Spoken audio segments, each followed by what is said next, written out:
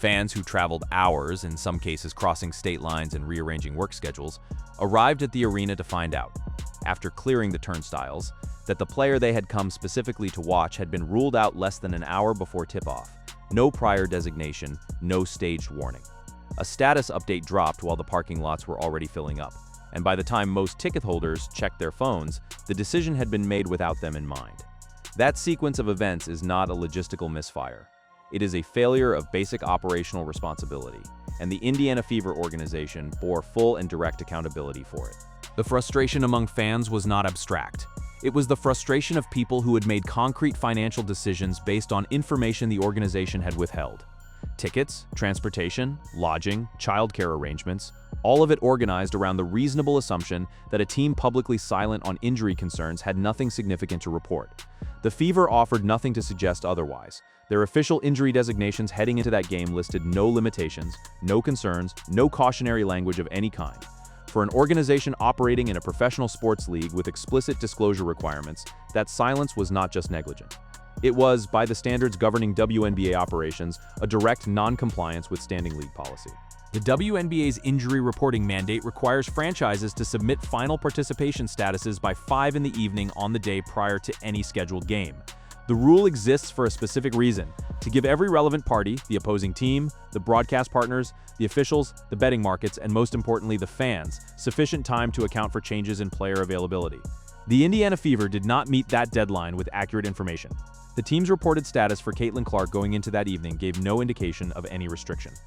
The update came the following morning, during the window when fans were already in transit or preparing to leave for the venue. The league's exception clause, which permits late reporting in cases of back-to-back scheduling, did not apply. The Fever had come off multiple consecutive days without a game. There was no structural justification for the delay.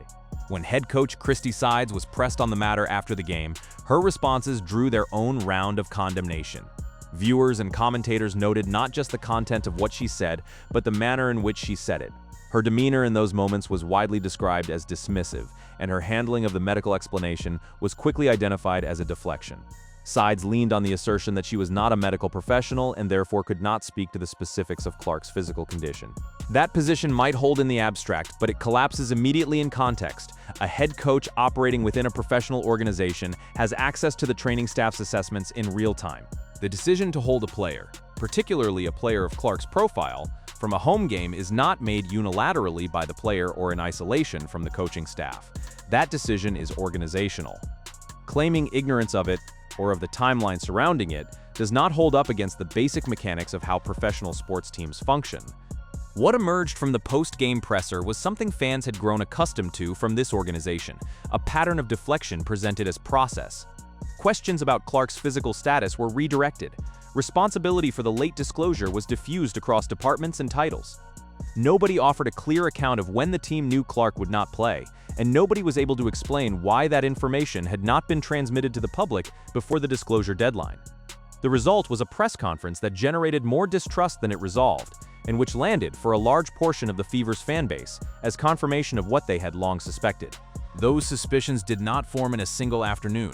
They accumulated across an extended period in which the organization repeatedly demonstrated that its communication strategy around Clark's health was opaque by design. Throughout the previous competitive season, reports of physical strain and structural injury involving key players, including Clark, were either downplayed by team representatives or not acknowledged until the athletes themselves were forced into public statements. Journalists who reported accurately on those conditions at the time were characterized as alarmist. Some of those characterizations came from within the organization itself.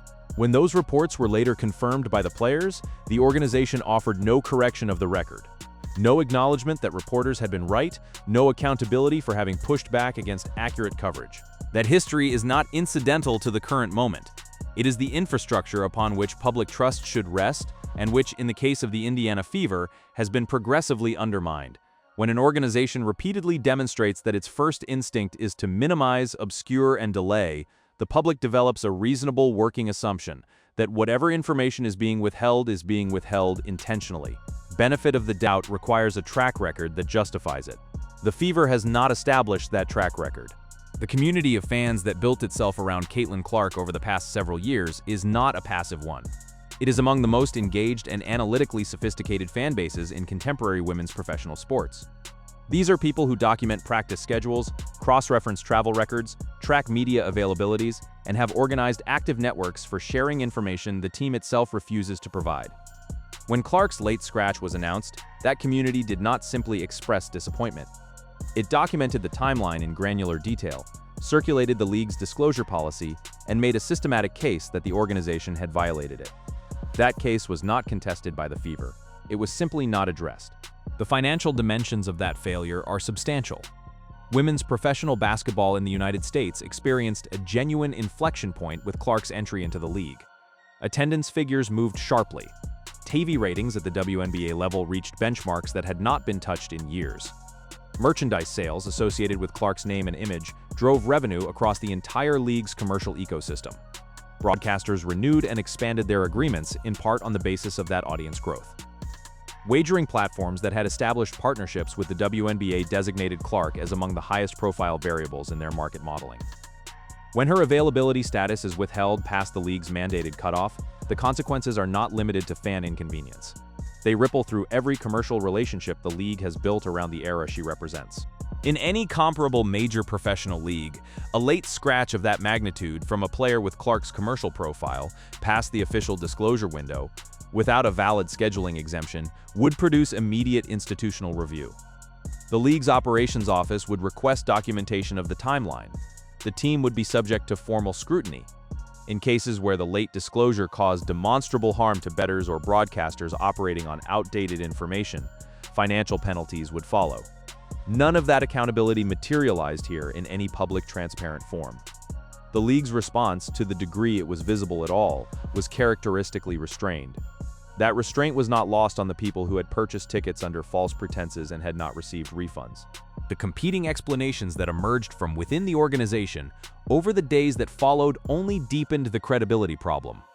One version of events, sourced to organizational insiders, speaking to media, framed the decision as part of a deliberate load management strategy, a calibrated long-term plan to preserve Clark's physical condition across the full arc of the season. A different version, surfacing separately, described the situation as a reactive one, that Clark had experienced acute physical stiffness on the morning of the game that had not been present the day prior, and that the decision was made quickly once that condition became apparent. Those two explanations are not variations on the same narrative. They describe fundamentally different situations. One is premeditated. The other is an emergency response. The organization produced both without resolution, and neither version was accompanied by documentation or a coherent timeline of medical assessment. Faced with that contradiction, the public had no basis for accepting either account at face value.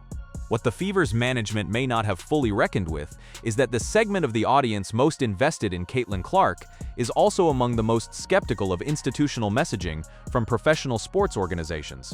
Many of these fans arrived at women's basketball without prior deep investment in the WNBA as an institution. Their investment is in Clark specifically. What they brought with them, in addition to their attention and their dollars, was a consumer expectation that operates on standards drawn from other entertainment and service contexts. In those contexts, withholding information that affects a purchasing decision, particularly after the transaction has been completed, is understood as a breach of basic commercial ethics. The Fever has never articulated a coherent response to that framing. Their communications have continued to operate on the assumption that fans will accept whatever limited information the organization chooses to provide and will absorb whatever costs follow from acting on incomplete disclosures. That assumption is increasingly insupportable. The coaching staff's role in this situation extends beyond the post-game press conference performance. The preparation and management of a player of Clark's caliber is a daily operational responsibility. If her physical condition was deteriorating significantly enough to prevent participation in a home game, the training staff and coaching staff were aware of indicators before game day. The question of when they became aware and what actions were taken in response to that awareness was never adequately answered. A professional operation with appropriate internal accountability would have provided answers or at minimum acknowledged that a review of the timeline was underway. Instead, the organizational response was silence. And in the absence of answers, the fan community supplied its own interpretation. That interpretation, expressed across social media and in public commentary, was not generous. It was pointed, specific, and largely consistent with the historical record of how this organization has handled transparency around Clark. Comments from fans reflected not just frustration with a single incident, but a cumulative grievance with a management culture that they perceived as indifferent to the people it ostensibly serves. Calls for accountability, from ownership specifically, not just from the coaching staff, were prominent.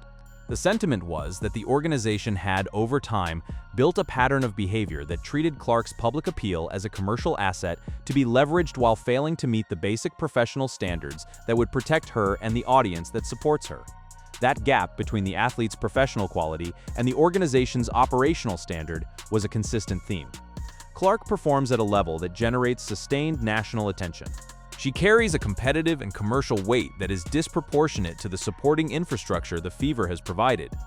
The training protocols, the communication practices, the administrative transparency, and the media relations conduct of the organization have all been measured against that standard, and the measurement has consistently been unflattering. The frustration expressed by fans is not directed at Clark. It is, if anything, a form of advocacy on her behalf, a recognition that the environment she is operating in is not commensurate with her ability, and that the organization's mismanagement creates conditions that ultimately harm her as well as the fans. A franchise operating at the level of professional accountability that Clark's profile requires would have established clear public protocols for injury disclosure.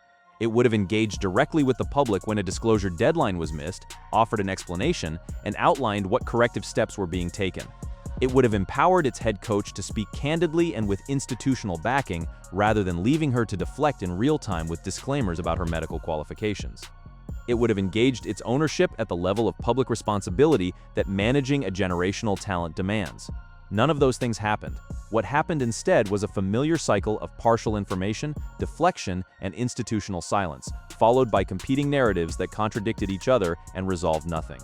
The fans who flew in from out of state, who held tickets purchased weeks or months in advance, who had organized their schedules and their finances around a game that Caitlin Clark did not play, received no adequate explanation for why they were not informed sooner. They received no gesture of accountability from the organization. What they received in the hours and days that followed was a press conference they found insulting, a set of official statements they found contradictory, and a league-level response they found inadequate. Their reaction to all of it was not surprise. It was confirmation. That is where the Fever organization now stands, with a meaningful portion of its most invested audience, not at a moment of crisis from which trust can be quickly rebuilt, but at the end of a sustained period of demonstrated pattern. The disclosure failure was not an anomaly. It was the most recent and most visible expression of an organizational approach that has, over time, consistently prioritized internal convenience over external accountability. Whether the Indiana Fever's leadership views that as a manageable condition or as a structural problem requiring direct intervention remains to be seen. What is no longer possible to dispute is that Caitlin Clark's extraordinary presence in the league deserves a level of organizational competence, transparency, and professional respect that this franchise has not yet demonstrated it is capable of providing.